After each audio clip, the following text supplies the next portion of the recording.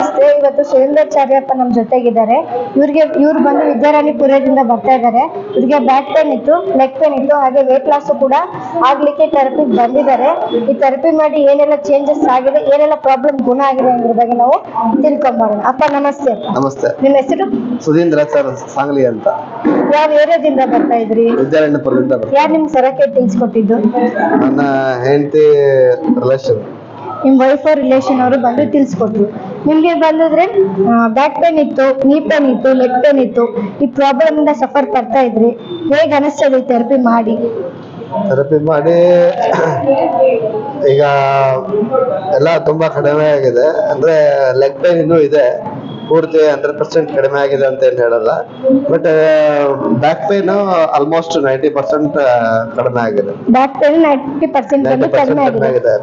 Back pain ಯಾಕಾಗಿದೆ ಅನ್ನೋದು, leg pain ಯಾಕಾಗಿದೆ ಅನ್ನೋದು ಎರಡು ಕಾರಣ ಇದೆ. ಒಂದೇದು ಓವರ್ ವೇಟ್ ಆದ್ರೆ ಲೆಗ್ ಪೇನ್ ಶುರು ಆಗತ್ತೆ. ಯಾಕಂದ್ರೆ ಈಗ ನೀವು ಏನೋ 5 kg ಅಕ್ಕಿನ ಇಲ್ಲಿಂದ ಮನೆಗೆ ತಗೊಂಡೋಗ್ಬೇಕು ಅಂದ್ರೆ ಹಸಲಿ ಏನೋ ಕೈ ಬದಲಾಯಿಸ್ತಿರ್ತೀವಿ ನಾವು. ಅಂತದ್ದು ಯಾವಾಗಲೂ ಕಾಲು ಹೊರಬೇಕು ಅಂತಂದ್ರೆ ಕಾಲು ನೋವು ಬಂದೇ ಬರ್ತದೆ ಒಂದು. ಆಮೇಲೆ ಇನ್ನೊಂದು ಏನು ಕಾರಣ ಇತ್ತು ನಂದು ಅಂತಂದ್ರೆ, ಸೊ ನಮ್ಮ ಮನೆಯವಳು ಏನೋ ಈಗ ಭುಜದ ಮೇಲೆ ಫುಲ್ ಅವ್ರ ಮೈ ಭಾರ ಹಾಕಿ ಕೂಡ್ತಾ ಇದ್ಲು. ಸೊ ಅದು ಭಾರ 1 ದಿವಸ ತಡ್ಕೊಳುತ್ತೆ, 2 ದಿವಸ ತಡ್ಕೊಳುತ್ತೆ ದೇಹ. ಸೊ ಅವ್ರದ್ದು 64 ಕಿಲೋದು ತಡ್ಕೋಬೇಕು ಅಥವಾ ಭಾರ ಹಾಕ್ಬೇಕು. 1 ನಿಮಿಷ ಹಾಕಿದ್ಲು, 2 ನಿಮಿಷ ಹಾಕಿದ್ಲು, 30 ಸೆಕೆಂಡ್ ಆಗಿದ್ಲು, ಎಷ್ಟು ಫೋರ್ಸ್ ತಡ್ಕೊಳುತ್ತೆ ಅದೆಲ್ಲ ಬಿದ್ದು ಕೊಂಡು ಕಾಲಿಗೆ ಪ್ರಾಬ್ಲಮ್ ಆಗಿತ್ತು. ಅದು ಆಮೇಲೆ ಬ್ಯಾಕಿಗೂ ಅದು ಸ್ವಲ್ಪ ಪ್ರಾಬ್ಲಮ್ ಆಗಿತ್ತು. ಸೊ ಈಗ ಆಲ್ಮೋಸ್ಟ್ ಬ್ಯಾಕ್ ಪೈನ್ 90% ಕಡಿಮೆ ಆಗಿದೆ. ಲೆಗ್ ಪೈನ್ ಇನ್ನೂ ಒಂದು 50% ಇದೆ. 50% ಇದೆ. ಕಡಿಮೆ ಆದ್ರೆ ಆಟೋಮೆಟಿಕ್ ಕಡಿಮೆ ಆಗುತ್ತೆ. ಹೌದು. BMI ಚೆಕ್ ಮಾಡಿದಾಗ ತುಂಬಾನೇ ನಿಮ್ಗೆ ಚೇಂಜಸ್ ಆಗಿದೆ, ಬಾಡಿ ಏಜ್ ಚೇಂಜಸ್ ಆಗಿದೆ, ಹಾಗೆ ವೆಯ್ಟ್ ಲಾಸ್ ಕೂಡ ನೀವು ಆಗಿದ್ದೀರಾ. 4 kg ಫ್ಯಾಟ್ ಎಲ್ಲಾನು ಕೂಡ 5 ಪಾಯಿಂಟ್ ಕಡಿಮೆ ಆಗಿದೆ. ಹೇಗೆ ಅನಿಸ್ತಾ ಇದೆ ನಿಮ್ಗೆ ಇವಾಗ? ಅದೇ ತುಂಬಾ ಖುಷಿ ಆಗ್ತಾ ಇದೆ. ಸೊ ಈಗ ಸೀರಿಯಸ್ ಆಗಿ ಇದನ್ನ ವೆಯ್ಟ್ ಲಾಸ್ ಪ್ರೋಗ್ರಾಮ್ ನಾನು ಸೆರಾ ಕೇರ್ ಪರಿಚಯ ಆಗೋಕಿನ ಮುಂಚೆನೆ ಒಂದ್ಸಲಿ ಮಾಡಿದ್ದೀನಿ, ಮಾಡಿ ಅನುಭವ ಇದೆ. ಸೊ ಈಗ ಸೀರಿಯಸ್ ಆಗಿ ವಿಚಾರ ಮಾಡ್ಕೊಂಡು ಎಷ್ಟೇ ತಪ್ಪಲಾರ್ದೆ ಇಲ್ಲಿ ನಾನು ಬಂದು ಥೆರಪಿ ಮಾಡಿ ಇದನ್ನ ಕಡಿಮೆ ಮಾಡ್ಕೊಳ್ಬೇಕು. ಹಾಗಾದ್ರೆ ಇನ್ನೊಬ್ರಿಗೆ ನಾನು ಮಾದರಿಯಾಗಿರ್ಬೇಕು ಅಂತಂದಾಗ ನಾನ್ ಹೇಳಿದ್ ಕೇಳ್ಬೇಕು ಅಂತಂದ್ರೆ ನಾನ್ ಫಸ್ಟ್ ಅದನ್ನ ಮಾಡಿರ್ಬೇಕು. ಅದಕ್ಕೆ ಒಂದು ಏನೋ ಬೆಲ್ಲದ ಕಥೆ ಹೇಳ್ತಾರೆ. ಅವರು ಸನ್ಯಾಸಿಗಳಿಗೆ ಬೆಲ್ಲ ಬಿಡ್ಬೇಕು ಅಂತ ಒಬ್ಬ ಶಿಷ್ಯ ಬಂದು ಕೇಳಿದಾಗ 15 ದಿವಸ ಬಿಟ್ಬಾ ಅಂತ ಹೇಳಿದ್ರಂತೆ. ಆಯ್ತು ನೀನ್ ಬೆಲ್ಲ ಬಿಟ್ಬಿಡ ನಾಳೆಯಿಂದ ಅಂದ್ರೆ ಬೆಲ್ಲ ಬಿಟ್ಟನಂತೆ. ಆದ್ರೆ ಅವ್ರ ತಾಯಿ ಕೇಳಿದಂತೆ, ಅಲ್ರಿ ಗುರುಳೆ ನೀವು 15 ದಿವಸ ಮುಂಚೆನೆ ಬಿಡ್ಬೇಕಾಗಿ ಹೇಳಿದ್ರಿ, ಅವ್ನ್ ಬಿಟ್ಬಿಡ್ತಿದ್ದಿಲ್ಲ. ಇಲ್ಲ ಅವ ಬಿಡ್ತಿದ್ದಿಲ್ಲ ಅವ ಅಂತ ಹೇಳಿದ್ರು. ಯಾಕೆ ಅಂತ ಕೇಳಿದ್ರೆ, ಅವಾಗ ನಾನು ಬೆಲ್ಲ ತಿಂತಿದ್ದೆ, ನಾನ್ ಮೊದ್ಲು ಬೆಲ್ಲ ತಿನ್ನೋದ್ ಬಿಟ್ಟು ಆಮೇಲೆ ಅವ್ನಿಗೆ ಬಿಡು ಅಂತ ಹೇಳಿದ್ರೆ ಅವ್ನ್ ಬಿಟ್ಟ ಅಂತ ಹೇಳಿದ್ರು. ಡಯಟ್ ಅಂತ ಏನ್ ಹೇಳ್ತಾ ಇಲ್ಲ, ಎಷ್ಟು ತಿನ್ಬೇಕು ಅನ್ನೋದು ನಮ್ಗೆ ಗೊತ್ತಿರ್ಬೇಕು. ಈಗ ನಾವೇನ್ ಅನ್ಕೊಳ್ತೀವಿ ಅಂತಂದ್ರೆ, ಈ ಕ್ಯಾಲರಿ ಕಾಫಿ ಕುಡಿಯೋದು ಅಂದ್ರೆ ಕ್ಯಾಲರಿ ಇರೋದಿಲ್ಲ ಅದ್ರಲ್ಲಿ ಅನ್ಕೊಳ್ತೀವಿ. ಈಗ ಶುಗರ್ ಇದ್ದವರಿಗೆ ಸಕ್ಕರೆ ಮುಡ್ದೆ ಎದುರಾಯ್ತು ಅಂತ, ಆದ್ರೆ ಇಷ್ಟು ಊಟ ಮಾಡಿದ್ರು ಅವ್ರ ಶುಗರ್ ಕೊನೆಗಾಗೋದು ಶುಗರೇ. ಸೊ ಇದೆಲ್ಲ ನಮ್ಗೆ ಗೊತ್ತಿರ್ಬೇಕು. ಆ ತರದ್ದು ಗೊತ್ತಾಯ್ತು ಅಂತಂದ್ರೆ ಎಷ್ಟು ಊಟ ಮಾಡ್ಬೇಕು, ಎಷ್ಟು ಊಟ ಮಾಡಿದ್ರು ಎಷ್ಟು ವಾಕ್ ಮಾಡ್ಬೇಕು ಅನ್ನೋದೆಲ್ಲ ಗೊತ್ತಿರ್ಬೇಕು. ಅಥವಾ ವಾಕ್ ಮಾಡೋದು, ಯೋಗಾಸನ ಮಾಡ್ಬೇಕು. ಸೊ ಇಲ್ಲಿ ಬಂದಾಗ ನಾವು ಎಕ್ಸರ್ಸೈಸ್ ಮಾಡ್ತೀವಿ. ಸೊ ಈಗ ಇಲ್ಲಿ ಬರ್ದೇ ಇರ್ಲಿ ಎಕ್ಸರ್ಸೈಸ್ ಅಂದ್ರೆ ಬರ್ದೇ ಇರ್ಲಿ ಅನ್ನೋದು ಶಬ್ದ ಅಂದ್ರೆ ಏನೋ ಬೇರೆ ಊರಿಗೆ ಅನಿವಾರ್ಯ. ಈಗ ನೋಡಿ ನಾಳೆ ನಾನು ಹೇಳ್ತೀವಿ ವರ್ಷಾಂತಿಕ ಇರುತ್ತೆ, ಮುಂದಿನ ಗುರುವಾರ ನಾನು ಊರಿಗೆ ಹೋಗ್ಬೇಕು. ಸೊ ಈ ತರ ಇದ್ದಾಗ ಆದ್ರೆ ಏನೋ ಅನಿವಾರ್ಯ ಇಲ್ಲಿದ್ದಾಗ 100% ಬಂದೇ ಬರುತ್ತೆ. ಸೊ ಈಗ ಅದು ಬೇರೆ ಊರಲ್ಲಿ ಪ್ರೋಗ್ರಾಮ್ಸ್ ನಮ್ದು ಇದ್ದಾಗ ಹೋಗೋದಾಗತ್ತೆ. ಇಲ್ಲಿದ್ದಾಗ 99% ಬರ್ತೀವಿ, 1% ಅದು ನಮ್ ಕಡೆ. ಬೇರೆ ಕಡೆ ವೇಟ್ ಲಾಸ್ ಎಲ್ಲ ಆಗಕ್ಕೆ ಅಂತ ಟ್ರೀಟ್ಮೆಂಟ್ ತಗೊಂಡು ಹೋಗ್ತಾರೆ. ಅವ್ರು ಹೇಳ್ತಾರೆ ನಾನ್ ವೆಜ್ ತಿನ್ಬಾರ್ದು, ಆಯಿಲ್ ಇಂಟೇಕ್ ಕಡಿಮೆ ಮಾಡ್ಬೇಕು. ಈ ತರ ನಿಮ್ಗೆ ಯಾವ್ದಾದ್ರು ಅವಾಯ್ಡ್ ಹೇಳಿದಾರ? ಅಲ್ಲ, ನಾನ್ ವೆಜ್ ನಾವು ತಿನ್ನೋದೇ ಇಲ್ಲ, ನಾವು ಅದ್ರ ಬಗ್ಗೆ ಗೊತ್ತಿಲ್ಲ. ಆದ್ರೆ ಈಗ ವೆಜಿಟೇರಿಯನ್ ಅಲ್ಲೂ ಸುಮಾರು ಜನ ದಪ್ಪ ಇದ್ದಾರೆ. ದಪ್ಪ ಯಾಕಿದ್ದಾರೆ ಅಂತಂದ್ರೆ, ಈಗ ಒಬ್ಬ ಮನುಷ್ಯನಿಗೆ ಈಗ ಸುಮಾರು 5 ವರ್ಷದಿಂದ ನನಗೆ ಗೊತ್ತಾಗ್ತಾ ಇದೆ. ಸೊ ಕ್ಯಾಲರಿ ಮ್ಯಾನೇಜ್ಮೆಂಟ್ ಹೇಗೆ, ಏನು, ಎಷ್ಟು ಕ್ಯಾಲರಿ ತಿನ್ಬೇಕು ಅನ್ನೋದು ಗೊತ್ತಾಗ್ತದೆ. ಈಗ ಕ್ಯಾಲರಿ ಯಾರೇನು ಇನ್ಸ್ಟ್ರೂಮೆಂಟ್ ಇಟ್ರು ಒಂದಿಷ್ಟನ್ನ ಹಾಕಿದ್ರೆ ಈ ಕ್ಯಾಲರಿ ಯಾರು ಚೆಕ್ ಮಾಡ್ಲಿಕ್ಕೆ ಬರಲ್ಲ. ಒಂದು ಅಂದಾಜು ಅವ್ರು ಏನ್ ಹೇಳ್ತಾರೆ ಅಂತಂದ್ರೆ, ಒಂದು ಸಣ್ಣ ಬೌಲಲ್ಲಿ ಊಟ ಮಾಡಿದ್ರೆ ಅಂತಂದ್ರೆ, ಹುಳಿ ಸಾರು ಇದೆಲ್ಲ ಊಟ ಮಾಡಿದ್ರೆ ಅಂದ್ರೆ 800 ಕ್ಯಾಲರಿ ಆಗತ್ತೆ ಅಂತ. ಆದ್ರೆ ನಾವು ದೇವಸ್ಥಾನದಲ್ಲಿ ಏನಂತಂದ್ರೆ ಹುಳಿಗೆ ಒಂದ್ಸಲಿ ಅನ್ನ ಹಾಕ್ಸ್ಕೊಳ್ತೀವಿ, ಸಾರಿಗೆ ಒಂದ್ಸಲಿ ಅನ್ನ ಹಾಕ್ಸ್ಕೊಳ್ತೀವಿ, ಮಜ್ಜಿಗೆ ಒಂದ್ಸಲಿ ಅನ್ನ ಹಾಕ್ಸ್ಕೊಳ್ತೀವಿ, ಅದ್ರ ಮಧ್ಯೆ ಸ್ವೀಟು ಖಾರ ಬರ್ತದೆ, ಈ ತರ ಪಾಯಸ ಒಂದೊಂದ್ಸಲಿ ಇರ್ತದೆ, ಈ ತರ ಎಲ್ಲ ಇರ್ತದೆ. ಈ ತರ ಇದ್ದ ಮೇಲೆ ಸೊ ನಾವು ಊಟ ಮಾಡೋದು 2000 ಕ್ಯಾಲರಿ ಮೇಲೆ ಆಗೋಗ್ಬಿಡುತ್ತೆ. ಸೊ ಅವಾಗ ವೇಟ್ ಏನಾಗುತ್ತೆ, ಜಾಸ್ತಿ ಆಗೇ ಆಗುತ್ತೆ. ಸೊ ಅದಕ್ಕೆ ಈಗ ಒಂದ್ ವಾರ 10 ದಿವಸದಿಂದ ನಾನೇನ್ ಮಾಡ್ತಾ ಇದ್ದೀನಿ ಅಂತಂದ್ರೆ, ಮೊದಲನೇ ಸಲ ಏನನ್ನ ಹಾಕಿರ್ತಾರೆ ಅದರಲ್ಲೇ ಎಲ್ಲ ಮುಗಿಸ್ತಾ ಇದ್ದೀನಿ.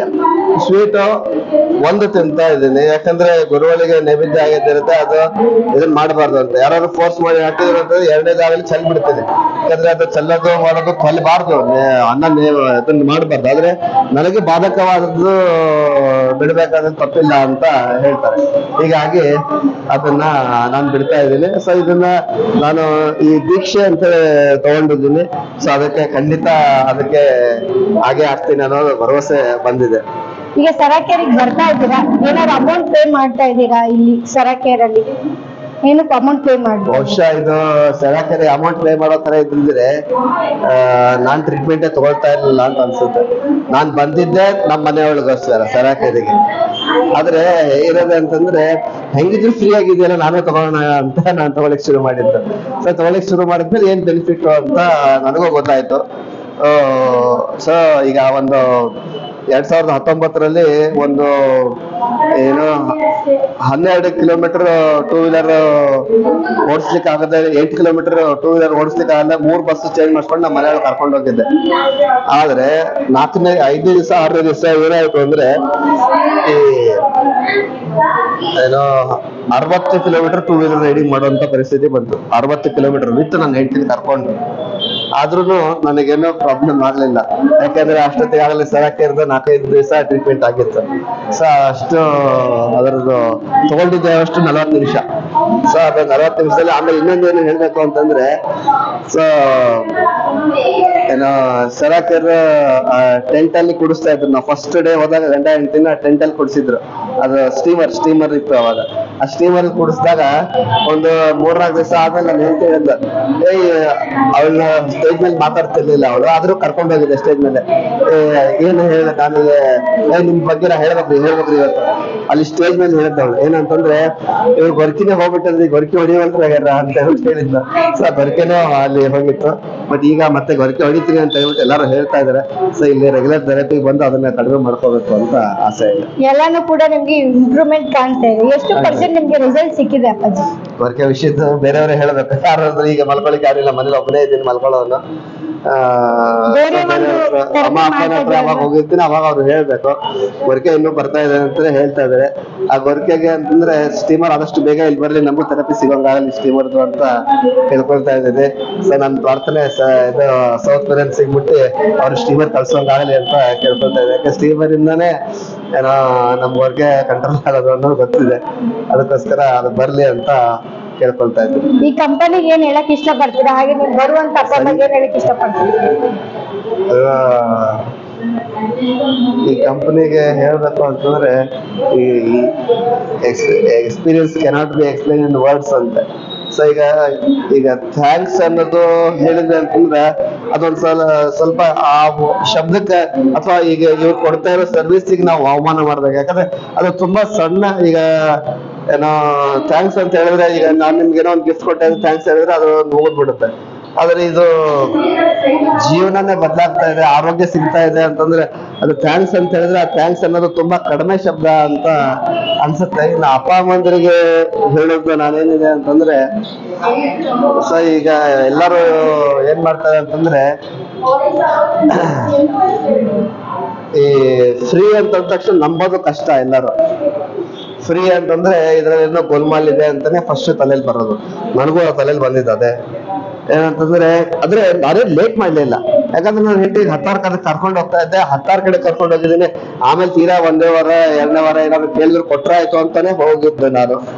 ಬಟ್ ಅದು ಏನೋ ಇದನ್ನ ಇನ್ನೊಂದು ಶಬ್ದ, ಒಂದೇ ಶಬ್ದ ಕರಿಬೇಕು ಅಂತಂದ್ರೆ ಗುಪ್ತಗಾಮಿನಿ ಅಂತ ಈ ಕಂಪನಿಯಲ್ಲಿ ಕರಿಬಹುದು. ಯಾಕಂತಂದ್ರೆ ಇಲ್ಲಿ ಬಂದು ಅನುಭವಿಸಿದವರಿಗೆ ಮಾತ್ರ ಸರಸ್ವತಿ ನದಿಗೆ ಗುಪ್ತಗಾಮಿನಿ ಅಂತ ಕರಿತೀವಿ. ಸೊ ಸರಸ್ವತಿ ನದಿ ಇಲ್ವಾ? ಇದೆ. ಆದ್ರೆ ಅದನ್ನ ನೋಡಿದವ್ರು ಯಾರು? ಎಲ್ಲೋ ಒಂದು ಕಡೆ ಮಾತ್ರ ನಡೀತದಂತೆ. ಹಾಗೆ ಅದು ಗುಪ್ತಗಾಮಿನಿ ಅಂತ ಈ ಕಂಪನಿ ಕರೀಬಹುದು. ಸೊ ಇದನ್ನ ನಮ್ಮ ಸೋಷಿಯಲ್ ಮೀಡಿಯಾಗಳಲ್ಲಿ ಈಗ ಯಾರ್ಯಾರು ಬರ್ತಾ ಇದೀವಿ, ನಮ್ಮ ಸೋಷಿಯಲ್ ಮೀಡಿಯಾಗಳಲ್ಲಿ ನಮ್ಮ ಯೂಟ್ಯೂಬ್ ಫೇಸ್ಬುಕ್ ಅಲ್ಲಿ.